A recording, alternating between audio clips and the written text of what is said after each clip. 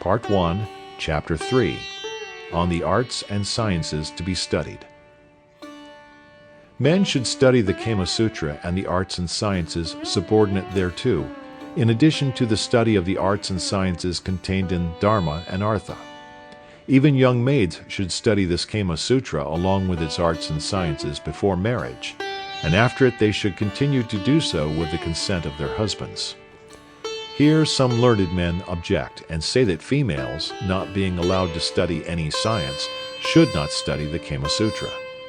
But Vatsyayana is of opinion that this objection does not hold good, for women already know the practice of Kama Sutra, and that practice is derived from the Kama Shastra, or the science of Kama itself.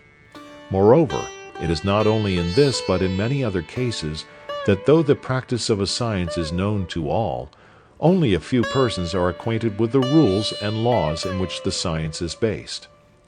Thus the yajnikas, or sacrificers, though ignorant of grammar, make use of appropriate words when addressing the different deities, and do not know how these words are framed. Again, persons do the duties required of them on auspicious days, which are fixed by astrology, though they are not acquainted with the science of astrology. In a like manner, riders of horses and elephants train these animals without knowing the science of training animals, but from practice only. And similarly, the people of the most distant provinces obey the laws of the kingdom from practice, because there is a king over them, and without further reason. Footnote. The author wishes to prove that a great many things are done by people from practice and custom, without their being acquainted with the reason of things, or the laws on which they are based, and this is perfectly true. End footnote. And from experience we find that some women, such as daughters of princes and their ministers, and public women, are actually versed in the Kama Shastra. A female, therefore, should learn the Kama Shastra, or at least a part of it, by studying its practice from some confidential friend. She should study alone in private the 64 practices that form a part of the Kama Shastra. Her teacher should be one of the following persons, that is, the daughter of a nurse brought up with her and already married. Footnote. The proviso of being married applies to all the teachers. End footnote. Or a female friend who can be trusted in everything, or the sister of her mother, that is, her aunt, or an old female servant, or a female beggar who may have formerly lived in the family, or her own sister who can always be trusted. The following are the arts to be studied, together with the Kama Sutra. 1. Singing. 2. Playing on musical instruments. 3. Dancing. 4. Union of dancing, singing, and playing instrumental music. 5. Writing and drawing. 6. Tattooing. 7. Arraying and adorning an idol with rice and flowers. 8. Spreading and arraying beds or couches of flowers, or flowers upon the ground. 9. Coloring the teeth, garments, hair, nails, and bodies, that is, staining, dyeing, coloring, and painting the same. 10. Fixing stained glass into a floor. 11. The art of making beds and spreading out carpets and cushions for reclining. 12. Playing on musical glasses filled with water. 13. Storing and accumulating water in aqueducts, cisterns, and reservoirs. 14. Picture making, trimming, and decorating. 15. Stringing of rosaries, necklaces, garlands, and wreaths. 16.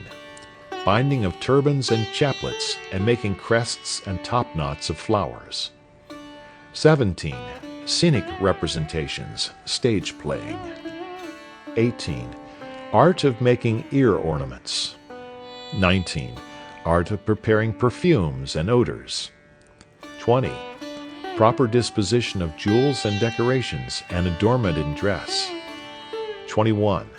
Magic or sorcery. 22. Quickness of hand or manual skill. 23. Culinary art, that is, cooking and cookery. 24. Making lemonades, sherbets, acidulated drinks, and spirituous extracts with proper flavor and color. 25. Tailor's work and sewing. 26.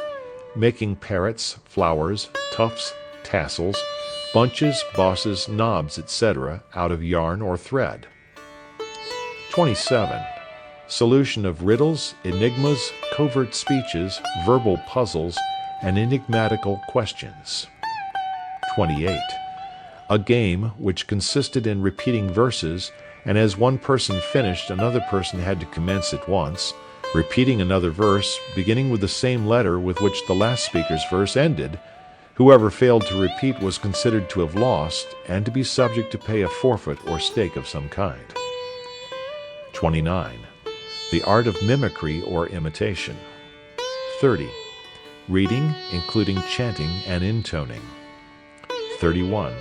Study of sentences difficult to pronounce. It is played as a game chiefly by women and children, and consists of a difficult sentence being given, and when repeated quickly, the words are often transposed or badly pronounced. 32. Practice with sword, single stick, quarterstaff, and bow and arrow. 33. Drawing inferences, reasoning, or inferring. 34. Carpentry, or the work of a carpenter. 35. Architecture, or the art of building. 36. Knowledge about gold and silver coins, and jewels and gems. 37. Chemistry and mineralogy. 38. Coloring jewels, gems, and beads. 39. Knowledge of mines and quarries. 40. Gardening, knowledge of treating the diseases of trees and plants, of nourishing them and determining their ages. 41. Art of cockfighting, quail fighting, and ram fighting. 42. Art of teaching parrots and starlings to speak. 43. Art of applying perfumed ointments to the body, and of dressing the hair with unguents and perfumes, and braiding it.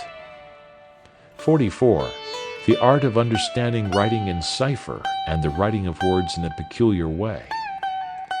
45. The art of speaking by changing the forms of words. It is of various kinds. Some speak by changing the beginning and end of words, others by adding unnecessary letters between every syllable of a word, and so on. 46. Knowledge of language and the vernacular dialects. 47. Art of making flower carriages. 48. Art of framing mystical diagrams, of addressing spells and charms, and binding armlets. 49.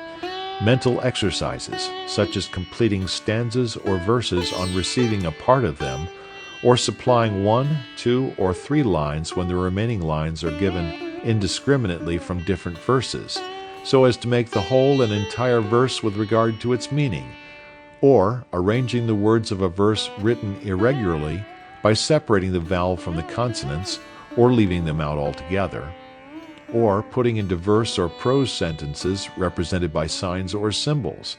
There are many other such exercises. 50. Composing poems. 51.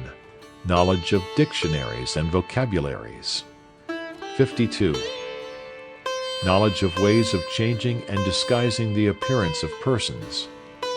53. Knowledge of the art of changing the appearance of things, such as making cotton to appear as silk, coarse and common things to appear as fine and good. 54. Various ways of gambling. 55.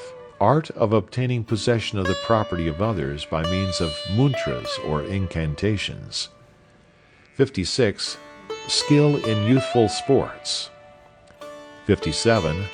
Knowledge of the rules of society and of how to pay respects and compliments to others. 58. Knowledge of the art of war, of arms, of armies, etc. 59. Knowledge of gymnastics. 60. Art of knowing the character of a man from his features. 61. knowledge of scanning or constructing verses. 62. Arithmetical recreations. 63. Making artificial flowers. 64. Making figures and images in clay. A public woman, endowed with a good disposition, beauty, and other winning qualities, and also versed in the above arts, obtains the name of a ganika, or public woman of high quality, and receives a seat of honor in an assemblage of men. She is, moreover, always respected by the king and praised by learned men, and her favor being sought for by all, she becomes an object of universal regard. The daughter of a king, too, as well as the daughter of a minister, being learned in the above arts, can make their husbands favorable to them, even though these may have thousands of other wives besides themselves. And in the same manner, if a wife becomes separated from her husband and falls into distress, she can support herself easily, even in a foreign country, by means of her knowledge of these arts. Even the bare knowledge of them gives attractiveness to a woman, though the practice of them may be only possible or otherwise, according to the circumstances of each case. A man who is versed in these arts, who is loquacious and acquainted with the arts of gallantry, gains very soon the hearts of women, even though he is only acquainted with them for a short time. Chapter 4. The Life of a Citizen. Footnote. This term would appear to apply generally to an inhabitant of Hindustan. It is not meant only for a dweller in a city, like the Latin urbanus as opposed to rusticus. End of footnote. Having thus acquired learning, a man, with the wealth that he may have gained by gift, conquest, purchase, deposit, or inheritance from his ancestors, should become a householder and pass the life of a citizen. Footnote. Gift is peculiar to a Brahmin, conquest to a Kshatra, while purchase, deposit, and other means of acquiring wealth belongs to the Vaishya. End of footnote. He should take a house in a city or large village, or in the vicinity of good men, or in a place which is the resort of many persons. This abode should be situated near some water, and divided into different compartments for different purposes. It should be surrounded by a garden, and also contain 2 rooms, an outer and an inner one. The inner room should be occupied by the females, while the outer room, balmy with rich perfumes, should contain a bed, soft, agreeable to the sight, covered with a clean white cloth, low in the middle part, having garlands and bunches of flowers upon it, and a canopy above it, and 2 pillows, one at the top and another at the bottom. Footnote. These should be natural garden flowers. End of footnote. There should be also a sort of couch besides, and at the head of this a sort of stool, on which should be placed the fragrant ointments for the night, as well as flowers, pots containing collyrium and other fragrant substances, things used for perfuming the mouth, and the bark of the common citron tree. Near the couch, on the ground, there should be a pot for spitting, a box containing ornaments, and also a lute hanging from a peg made of the tooth of an elephant, a board for drawing, a pot containing perfume, some books, and some garlands of the yellow amaranth flowers. Not far from the couch and on the ground there should be a round seat, a toy cart, and a board for playing with dice. Outside the outer room there should be cages of birds, and a separate place for spinning, carving, and such like diversions. Footnote. Birds such as quails, partridges, parrots, starlings, etc. End of footnote. In the garden there should be a whirling swing and a common swing, as also a bower of creepers covered with flowers, in which a raised parterre should be made for sitting.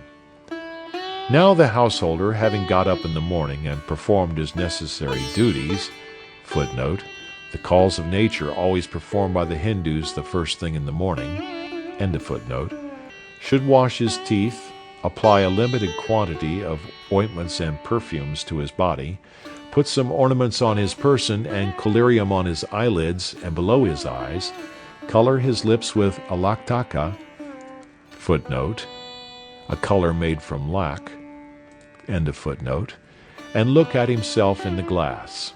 Having then eaten betel leaves, and with other things that give fragrance to the mouth, he should perform his usual business.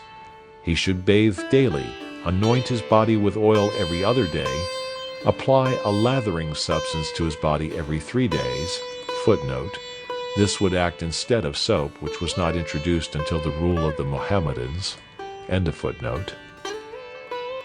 Get his head, including face, shaved every 4 days, and the other parts of his body every 5 or 10 days. Footnote: 10 days are allowed when the hair is taken out with a pair of pincers. End of footnote. All these things should be done without fail, and the sweat of the armpits should also be removed. Meals should be taken in the forenoon, in the afternoon, and again at night, according to Charayana. After breakfast, parrots and other birds should be taught to speak, and the fighting of cocks, quails, and rams should follow. A limited time should be devoted to diversions with Pithamartas, Vitas, and Vishtushakas. Footnote: these are characters generally introduced in the Hindu drama. Their characteristics will be explained further on. End of footnote. And then should be taken the midday sleep. Footnote: noonday sleep is only allowed in summer when the nights are short. End of footnote. After this, the householder, having put on his clothes and ornaments, should, during the afternoon, converse with his friends. In the evening there should be singing, and after that the householder, along with his friend, should await in his room, previously decorated and perfumed, the arrival of the woman that may be attached to him, or he may send a female messenger for her, or go for her himself. After her arrival at his house, he and his friend should welcome her and entertain her with a loving and agreeable conversation. Thus end the duties of the day. The following are the things to be done occasionally as diversions or amusements. 1. Holding festivals in honor of different deities. Footnotes: these are very common in all parts of India. End of footnote. 2. Social gatherings of both sexes. 3. Drinking parties. 4. Picnics. 5. Other social diversions. Festivals. On some particular auspicious day, an assembly of citizens should be convened in the temple of Saraswati. Footnote: in the Asiatic Miscellany and in Sir W. Jones's works will be found a spirited hymn addressed to this goddess, who is adored as the patroness of the fine arts, especially of music and rhetoric, as the inventress of the Sanskrit language, etc., etc. She is the goddess of harmony, eloquence, and language, and is somewhat analogous to Minerva. For further information about her, see Edward Moore's Hindu Pantheon. End of footnote. There the skill of singers and of others who may have come recently to the town should be tested, and on the following day they should always be given some rewards. After that, they may either be retained or dismissed, according as their performance are liked or not by the assembly. The members of the assembly should act in concert, both in times of distress as well as in times of prosperity, and it is also the duty of these citizens to show hospitality to strangers who may have come to the assembly. What is said above should be understood to apply to all the other festivals which may be held in honor of the different deities, according to the present rules. Social gatherings. When men of the same age, disposition, and talents, fond of the same diversions, and with the same degree of education, sit together in company with public women, or in an assembly of citizens, or at the abode of one among themselves, and engage in agreeable discourse with each other, such is called a sitting in company, or a social gathering. Footnote: the public women, or courtesans, Vesya, of the early Hindus have often been compared with the hetera of the Greeks. The subject is dealt with at some length in H. H. Wilson's Select Specimens of the Theatre of the Hindus in 2 volumes, Trubner and Company, 1871. It may be fairly considered that the courtesan was one of the elements, and an important element, too, of early Hindu society, and that her education and intellect were both superior to that of the women of the household. Wilson says, quote, By the Vyasya or courtesan, however, we are not to understand a female who has disregarded the obligation of law or the precepts of virtue, but a character reared by a state of manners unfriendly to the admission of wedded females into society, and opening it only at the expense of reputation to women who were trained for association with men by personal and mental acquirements to which the matron was a stranger. End of footnote. The subjects of discourse are to be the completion of verses half composed by others, and the testing the knowledge of one another in the various arts. The women who may be the most beautiful, who may like the same things that the men like, and who may have power to attract the minds of others, are here done homage to. Drinking parties.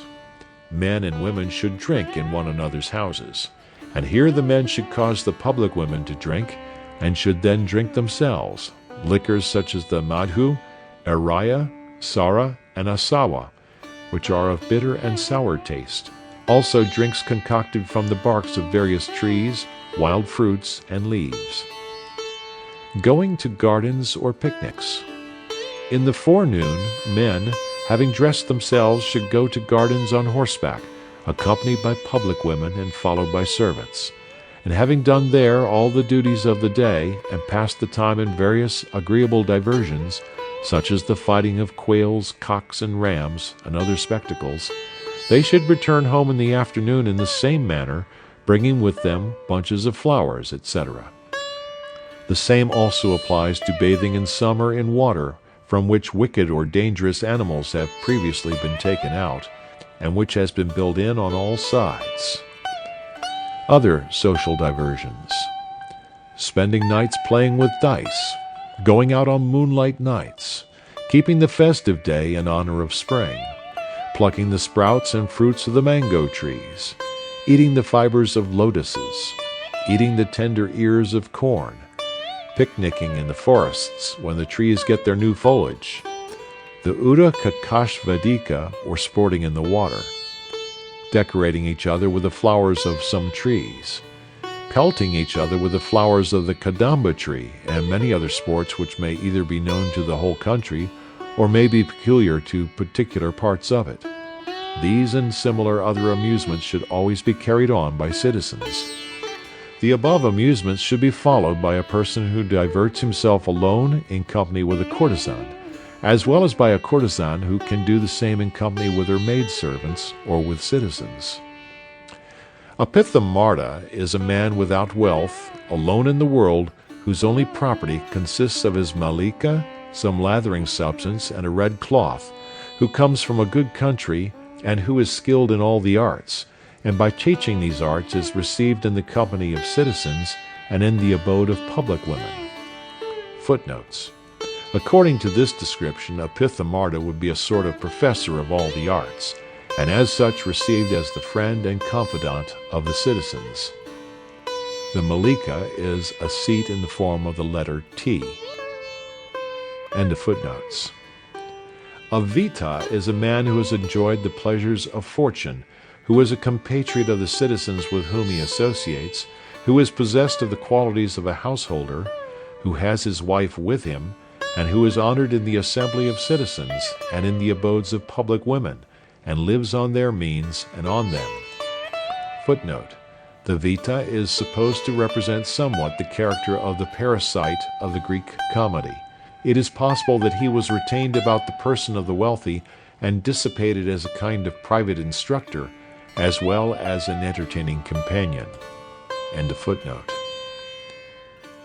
A vidushaka, also called a vahihasaka, that is, one who provokes laughter, is a person only acquainted with some of the arts who is a jester and who is trusted by all. Footnote. Vidushaka is evidently the buffoon and jester. Wilson says of him that he is the humble companion, not the servant, of a prince or man of rank, and it is a curious peculiarity that he is always a Brahmin. He bears more affinity to Sancho Panza, perhaps, than any other character in Western fiction, imitating him in his combination of shrewdness and simplicity, his fondness of good living and his love of ease. In the dramas of intrigue, he exhibits some of the talents of Mercury, but with less activity and ingenuity, and occasionally suffers by his interference. According to the technical definition of his attributes, he is to excite mirth by being ridiculous in person, age, and attire. End of footnote. These persons are employed in matters of quarrels and reconciliations between citizens and public women. This remark applies also to female beggars, to women with their heads shaved, to adulterous women, and to old public women skilled in all the various arts. Thus, a citizen living in his town or village, respected by all, should call on the persons of his own caste who may be worth knowing. He should converse in company and gratify his friends by his society, and obliging others by his assistance in various matters, he should cause them to assist one another in the same way. There are some verses on this subject as follows. A citizen discoursing, not entirely in the Sanskrit language, nor wholly in the dialects of the country, on various topics in society, obtains great respect. Footnote. This means, it is presumed, that the citizen should be acquainted with several languages. The middle part of this paragraph might apply to the nihilists and Fenians of the day, or to secret societies. It was perhaps a reference to the thugs. End of footnote. The wise should not resort to a society disliked by the public, governed by no rules, and intent on the destruction of others. But a learned man living in a society which acts according to the wishes of the people, and which has pleasure for its only object, is highly respected in this world. End of chapters 3 and 4.